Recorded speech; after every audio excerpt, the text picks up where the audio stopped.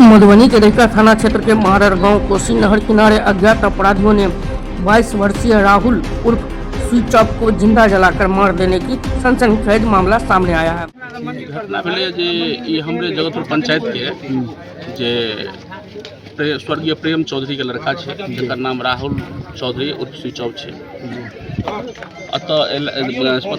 गाँव के द्वारा मालूम पड़ले जे आखिर के व्यक्ति एल तो प्रशासनो एल तब चिन्ह पहचान मिले जे राहुल कुमार स्विच ऑफ है। घटना के पीछे की है जैसे उनका परिवार के या पूरा समाज की भेलै जे नहीं एक अच्छा से जाँच हेबाक चाहिए आ जाँच भेला के बाद एक निष्पक्ष जाँच भऽ के पीछे केकर हाथ है ओहि दोषी पर कार्रवाई हेबाक चाहिए। कते उम्र है लड़का का लगभग 22-23 साल 24 के आसपास। घर में मतलब अकेला पिता के इकलौता बारिश जी हाँ ओकर बाद इस घटना के